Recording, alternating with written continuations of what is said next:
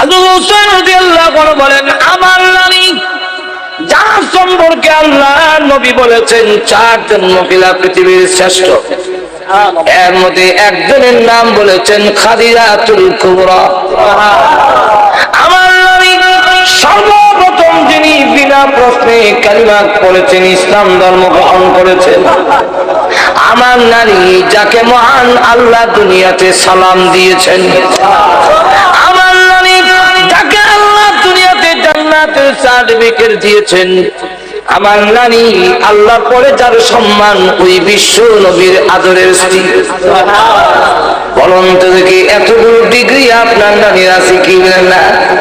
আপনার নানির চাইতে আমার নানির সম্মান মর্যাদা বেশি না কম? অনেক অনেক গুণ বেশি। তাহলে আপনি কোন মহিলার নাতি আর আমি কেমন মহিলার নাতি?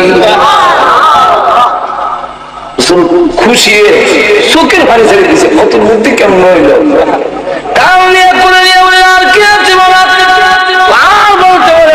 আপনার নানাকে এতক্ষণে আসল জায়গায় ঘুরিয়েছে। আপনার নানাকে বলুন, আমার নানা মদিনার ওয়াহাব, ও ওয়াহাব মিয়ার নাতি হয়েছে, আমার সাথে তার ফুট দিতে। আপনি চিনেন নি গো আমার নানাকে? নবীজি বলেন, বলো তোমার নানাকে? হযরত হুসাইন রাদিয়াল্লাহু আনহু বলেন, আমার নানা সাইয়্যিদুল মুরসালিন রাহমাতুল লিল আলামিন সাহিবুল কাউসার কাউনাইন, আমার নানা ফখরুল আলামিন, আমার নানা রাহমাতুল লিল আলামিন আশরাফুল আম্বিয়া খাতামুন নবিয়্যিন মুহাম্মাদুর রাসূলুল্লাহ সাল্লাল্লাহু আলাইহি ওয়াসাল্লাম হলো আমার নানা। বলুন আপনার নানার চাইতে আমার নানার সম্মান বেশি না কম? আল্লাহ বলেন, তোমার নানাটাও তো অনেক বেশি। তাহলে আপনি কেমন লোকের নাতি গো, আর আমি কেমন লোকের নাতি? রাসূল ডাক দিয়া কয়, দাবি করলে তোর সম্মান বেশি, ঘুরে গেলে যা কইলে সবচেয়ে আমার কইলে, ডাইরেক্ট কইলে তো কোনই যা বুঝাইয়া দিলাম আমার সম্মান। আমার সম্মান আপনাকে দিয়ে আমার মা সম্মানিত হয়েছেন, আপনাকে দিয়ে আমার আব্বা সম্মানিত হয়েছেন, আপনার মা কারণে আমার নানি সম্মানিত হয়েছেন, আপনার কারণে।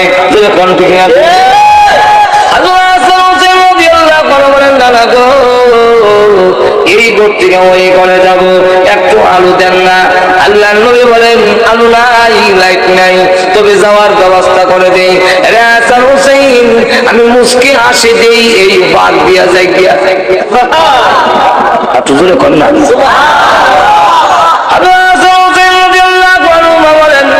যেই মাত্র মুস্কি হাসি দিলেন, আর দাঁত মোবারক গুলো বের হয়ে গেল। অমাবস্যার রাত্রিতে অন্ধকার রজনীতে দিনে ঝিলকি দিলে, বিদ্যুৎ চমকাইলে যেইভাবে অন্ধকার দূর হয়ে যায়, ঠিক তেমনি ভাবে নানাজি যখন মুস্কি হাসি দিলেন আর দাঁত মোবারক গুলো বের হলো, আমাদের কাছে মনে হইল অন্ধকার রজনীতে বিদ্যুৎ চমকাইতেছে, আমরা এক ঘর থেকে আরেক করে দৌড় দিয়ে চলে যেতে পেরেছি।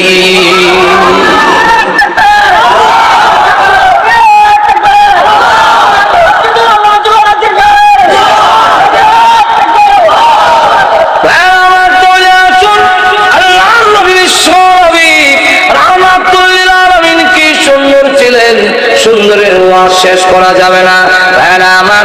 তবে এখন আসুন, কবি বলেন, হুসনে ইউসুফ দমে ঈসা, ইউসুফ আলাইহিস সালামের সুন্দর নবীজি আপনাকে দিয়েছিলেন। আম্মা জানা এসে বলেন, ও মিশরের মহিলা, ইউসুফ আলাইহিস সালামের সুন্দর দেখে তোমাদের হাতের মধ্যে ছুরি লাগাইয়া দিয়েছিলে, হাত কেটেছিলে। আর আমার স্বামী বিশ্ব নবী রাহমাতুল লিল আলামিনকে যদি এক নজর দেখতে, তাহলে ছুরি হাতের মধ্যে না লাগাইয়া তোমাদের ছুরি কলিজার মধ্যে লাগাইয়া দিতে। ইউসুফ আলাইহিস সালামের সুন্দর দেখে একজন লোক কালিমা পড়ে নাই, কিন্তু আল্লাহ নবী রাহমাতুল লিল আলামিনের সুন্দর দেখে অসংখ্য ঘটনা আছে যারা কালিমা পড়ে মুসলমান হয়ে গেছে। তাহলে এক, ইউসুফ আলাইহিসসালামকে যে সুন্দর দিয়েছিলেন, আমাদের নবীকে আল্লাহ তার চাইতে ডাবল দিয়েছিলেন। হাদিসের মধ্যে এসে কানান নবী সাল্লাল্লাহু আলাইহি ওয়াসাল্লাম আহসানান নাস, আহসান রাসূল সবচেয়ে বেশি সুন্দর ছিলেন। ভাই আমার লক্ষ্য করে দেখুন, দুই নম্বর কবি বলেন তবে ঈসা আলাইহিস সালামকে আল্লাহ এমন মর্যাদা দিয়েছিলেন, মাটিটা পাখি বানাইয়া গুল দিলে প্রাণ কথা ফিহি, মাটির পাখি উড়াল দিয়ে চোখের আড়ালে গিয়া মাটিতে ফিরে শেষ। ঈসা আলাইহিস সালাম কোন কবরে গিয়ে বললে কুম বিজনিল্লাহ, আল্লাহর হুকুমে ওঠো। কার হুকুমে? কারণ জিন্দা মুর্দাকে জিন্দা করা, জিন্দারে মরণ দেওয়া, এই ক্ষমতা কার? এটা আহলে সুন্নাত ওয়াল জামাতের আকীদা। আচ্ছা জোরে কোন কার আকীদা? আহলে সুন্নাত ওয়াল জামাত ওয়ালাদের আকীদা হলো মুর্দারে জিন্দা করার ক্ষমতা কোন নবীর নয়, কোন পয়গম্বরের নয়, কোন ওলি গাউস কুতুবের নয়, এই ক্ষমতা হলো আল্লাহ। এখন যারা কয় আব্দুল কাদের জিলানী অবতার নিজে মানুষ জিন্দা করে নিত, এবারে আহলে সুন্নাত ওয়াল জামাতের আকীদার ভিতরে রয়েছে নি ভাইরা আমার লক্ষ্য করে দেখুন, ঈসা আলাইহিস সালাম যখন বলতেন কুম বিজনিল্লাহ, তখন মুর্দা জিন্দা হয়ে উঠত। এই মুজিজা আল্লাহ আমাদের নবীকেও দান করেছিলেন, না দেন নাই? এক কাফিরকে যখন কালিমার দাওয়াত দিল, সে তখন ডাক দেখো আমার মেয়েটা কবরে ঘুমায় আছে, সে যদি জিন্দা হয় তাহলে আমি আপনার কালিমা পড়বো। তার ধারণা হইল মুর্দা জিন্দা হবে না, আমারও কালিমা পড়তে হবে না। আল্লাহ নবী বলেন তোমার মেয়ের কবরটা কোন নামে দেখায় দাও, এই যে কবর। আল্লাহ নবী কি বলেন?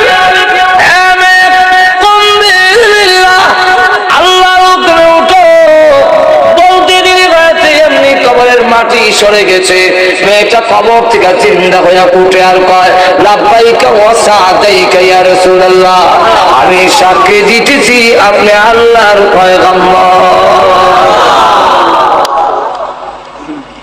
শুধু তাই না, এই ঘটনাগুলো বলতে গেলে রাত হবে, কিন্তু এক একটা করে বলতে থাকলে শেষ হবে না। দালাইলুন নবুওয়াত নামক কিতাবের মধ্যে লেখেন হযরত জাবির রাদিয়াল্লাহু আনহু গিয়ে বলেন নবীজির সামনে গেলেন, নবীজির চেহারা মুবারকের দিকে তাকাইয়া বুঝে ফেলেছেন নবীর পেটে খিদা আছে, চেহারার রং পরিবর্তন দেখা যায়। দৌড়ে গিয়ে বলেছে বলে খাওয়া আছে কি 3.5 কেজি আটা হবে, রুটি বানাও গো, আমি একটা ছাগল আছে এটা জবাই করে গোশত বানাইয়া দিয়া যায়, পাক করো। কি করবেন? আমি নবীজিকে দাওয়াত দিব। স্ত্রী ডাক দেওয়ার স্বামী আমাদের ঘরে যে আর কোনো খাবার নাই, বাচ্চারা কি খাও? হযরত জাবির বাচ্চাদেরকে আদর করে খুব পড়া দাও, বাচ্চারা ক্ষুধার্ত থাকতে পারে, আমার নবীজি ক্ষুধার্ত থাকতে পারেন না। আমার ঘরে যদি খাবার থাকে আর বিশ্ব নবী যদি ক্ষুধার্ত থাকে গো, কিয়ামতের মাঠে আমি আশিক রাসূল হইয়া মহান আল্লাহর দরবারে দাঁড়াতে পারবো না। তারা ছিলেন আশিকে, আমরা হইলাম আশিকে জিলাপি রাসূলুল্লাহ। সাহাবায়ে কেরাম ছিলেন আশিকে রাসূল, জীবন উৎসর্গ করেছে, সন্তানের কথা খেয়াল করে নাই। আমি নবীর সুন্নতই মানি না, আমি কেমনে আশিকে রাসূল হইলাম আমার বুঝে ধরে না। আশেক দুই রকমের হয়, একটা হলো ব্যক্তির আশেক আর একটা হলো ব্যক্তির মালের আশেক। সাহাবায়ে কেরাম ছিলেন ব্যক্তির রাসূলের আশেক, জীবন উৎসর্গ করেছে, নবী যা পছন্দ করে নাই তা কোনোদিন তারা ব্যবহার করে নাই।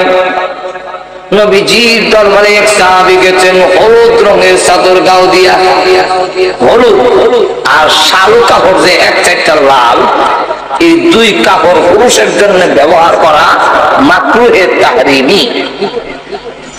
শালু কাপড় যে এক সাইডটা লাল, এটা পুরুষের জন্য নিষেধ। হলুদ করা, হলুদ রং পুরুষের জন্য নিষেধ। কে নিষেধ করছেন? রাসূল। যখন কে এক সাহাবী করা হলুদ রঙের চাদর গাজিয়া সালাম দেয়, আসসালামু আলাইকা ইয়া রাসূলুল্লাহ। সালামের জবাব দেন না, খায়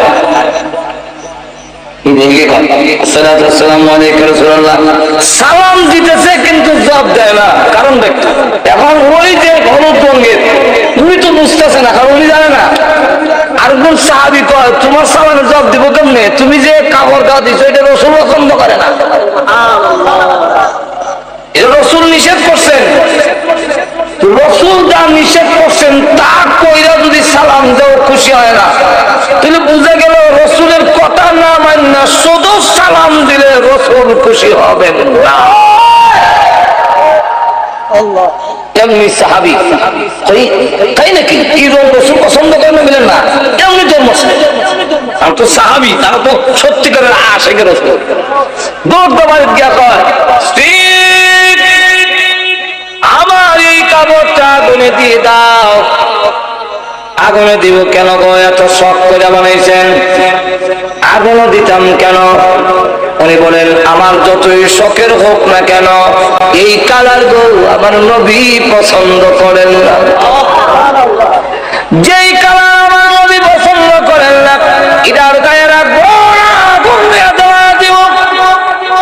আগুন দিয়া চলে এসে রাসূলের দরবারে বসে বলেন, আসসালাতু ওয়াসসালামু আলাইকা ইয়া রাসূলুল্লাহ। আগুন দিয়া জ্বলাই দিয়েছি চাদর। আল্লাহর রাসূল বলেন, ওয়া আলাইকুম সালাম, আমিও খুশি হইছি। 4 বছরের বাচ্চাকে রেখে বলে, ইয়া রাসূলুল্লাহ, ইয়া হাবিবাল্লাহ, নবীজি আপনি আসলেন, আমার আব্বা যে আসলো না, আমার আব্বা কোথায়? নবীজি কোনো জবাব দেয় না, নিচের দিকে তাকিয়ে চোখের পানি ছেড়ে দিয়া কান্দেন আর বলেন, আল্লাহ এই 7 বছরের বাচ্চাকে আমি কেমনে বলবো তার বাবা জান্নাতে চলে গিয়েছে? এই কথাটা এখন এর কেমনে কইব?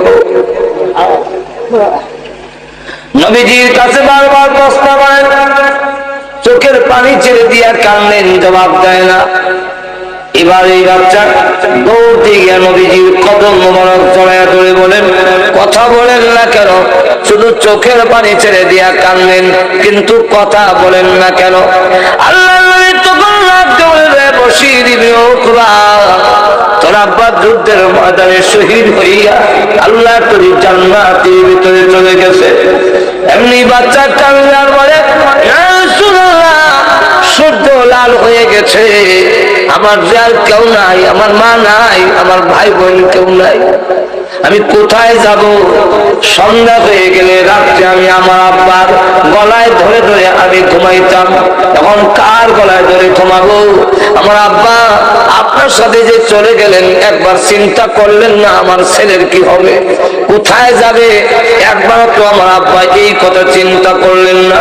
যাওয়ার আগে কোনো কথাও বললেন না। আল্লাহ নবী ডাক দিয়েছেন, ছেলের কি হবে না হবে সেই দিকে আর খেয়াল নাই। শহীদ হয়ে গেছেন, নবী গো কোথায় যাব, কার কাছে যাব? সন্ধ্যা হয়ে গেলে এখন আমি কার গলায় ধরে ঘুমাবো? এমনি আল্লাহ নবী টান দিয়ে তাকে বুকের সঙ্গে ধরে ধরে বলেন, বশির ইবনে উকবা, কান্দিস না, তোর কান্নায় আমার বুকে দারুণ ব্যথা হয়। যদিও তোর আব্বা জান্নাতে চলে গিয়েছে, আমি আর এড়াইতে পারবো না, কিন্তু এখন থেকে আমি ঘোষণা দিলাম, যতদিন পর্যন্ত আমি জীবিত থাকবো, বাকি জিন্দেগির জন্য আমি রাসূল তোর আব্বা হয়ে গেলাম। এখন থেকে তুমি আমার কথা ধরে ধরে কাম করবে। এই ছিল আশিক রাসূল, তারা হলো আশিক রাসূল। জাবির রাদিয়াল্লাহু আনহু উনি নবীজিকে দাওয়াত দিলেন, আল্লাহ নবী গো আমার ঘরে আপনার দাওয়াত। রাসূল বলেন, আমাকে যখন দাওয়াত দিয়েছো তোমার গোষ্ঠীর লোকদেরকেও কইয়া লইও। 3.5 কেজি আটা রাসূলকে দাওয়াত দিয়েছে, কিছু মোহাম্মদ রাসূলকে তোমার গোষ্ঠীর লোককে দাওয়াত দিলাম। কিন্তু সাহাবীরা রাসূলের কি পরিমাণ বিশ্বাস, আমার নবী বলছেন ঠিক আছে সব দাওয়াত। সব গোষ্ঠীর লোকের দাওয়াত দিচ্ছেন, অভাব অনটনের দেশ, দাদাও আইছে, দাদার নাতির লয়ে আইছে। এখন এই অবস্থায় হযরত জাবের রাদিয়াল্লাহু আনহু বলেন, আল্লাহ এখন কি যে শরম পাই। আল্লাহ রাসূল বলেন, ও জাবের, তোমার গোশত কই, দাও আমার সামনে আনো। আনছেন। রুটি কই, আমার সামনে আনো। আনলেন। রাসূল এই গুনার মধ্যে হাত মোবারক বুলাইলেন আর বরকতের জন্য দোয়া করলেন। পরে বললেন, এক একজনকে 3টা করে রুটি দাও। হযরত জাবের রাদিয়াল্লাহু আনহু বলেন, 3টা করে রুটি এক একজনকে দিলাম, সব খাইলো। আমার ঘরের যারা আছেন সকলে খাইলাম, নবীজি খাইলেন। আমি রাস্তায় গিয়া দাঁড়ায় বললাম, আর কোন খানেওয়ালা বাকি আছো কি? আমার ঘরে এখনো খাওয়ান আছে, তাড়াতাড়ি আসো। কোন লোক সাড়া দিল না। কিন্তু আমি ডাকনা উল্টে গিয়ে দেখি, আল্লাহর কসম আমার একটা রুটিও কমছে না, যা আছে সব থেকে। এখন দেখা গেল এই অবস্থায় আল্লাহ নবী বিশ্বনবী রাহমাতুল লিল আলামিন একবারে বললেন, ও যাবে, তোমার যে বকরিগুলো হাড্ডিগুলো আছে সব হাড্ডিগুলো এক জায়গায় আছে। ওর উপরে হাত বুলালেন, হাত রাখলেন আর নবীজি দোয়া করলেন। হযরত জাবির রাদিয়াল্লাহু আনহু বলেন যে আমি নবীজির ঠোঁট মোবারক নড়তে দেখেছি, এতে বুঝলাম রাসূল দোয়া করতেছেন, কিন্তু কোন শব্দ শুনিনি। এই কারণে কোন দোয়া করলেন সেই কথাটা আমি বলতে পারি না, আমি জানি না কোন দোয়াটা করলেন, কিন্তু ঠোঁট মোবারক নড়ায় আমি বুঝতে পারলাম দোয়া করতেছেন। হাড্ডির উপরে হাত রেখে কিছুক্ষণ পরে দেখি এই হাড্ডিগুলো একত্রিত হয়ে জোড়া লেগে আগের ছাগল বকরি হয়ে গেল। কিছুক্ষণ পরে দেখি কান মারা দিয়ে জিন্দা হয়ে দাঁড়ালো। আল্লাহ রাসূল বলেন, ও জাবের, এই নাও তোমার বকরি ফেরত দিলে যাব। হযরত জাবের রাদিয়াল্লাহু আনহু বলেন যে আমি এই ছাগল বকরি নিয়ে আমার ওয়াইফের সামনে, আমার স্ত্রীর সামনে যখন গেলাম, তখন যাওয়ার পরে দেখি যে আমার ওই ছাগল বকরি রং গেছি। আমার ওয়াইফের ছাগল বকরিটা দেখে বলে, এটা তো আমরা বকরিটার লাগা। হযরত জাবের রাদিয়াল্লাহু আনহু বলেন, লাগান কইও না, আমরা তো আমরা কেন জব করে খাওয়াই দিলেন, লাগান কত আমরা কি করি? উনি বলেন, খাওয়াইছিলাম ঠিকই, বিশ্বনবীর মুজিজা, রাসূলের দোয়ার বরকতে হাড্ডির থেকে আগের বকরি হয়ে গেছে। এই জাতীয় গহনা যদি বলতে যাই প্রায় শেষ হবে না। এই জন্য কবি বলেন, হুসনে ইউসুফ দামে ঈসা, হুসনে ইউসুফ দামে ঈসা ইয়াদ বজাদারি,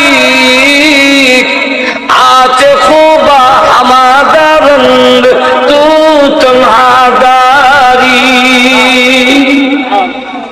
কবি বলতেছেন ইউসুফ আলাইহিস সালামের সুন্দর, ঈসা আলাইহিস সালামের পুত্রের মুজিজা, আর মুসা আলাইহিস সালামের হাত বগল তুলিতে রাখলে হাত বের করলে লাইটের মতো সাদা হয়ে যেত।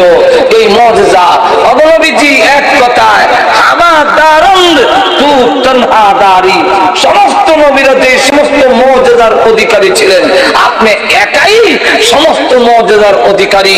কিন্তু নবীজি আপনাকে আল্লাহ যা দিয়েছেন সকল নবীকে আল্লাহ তা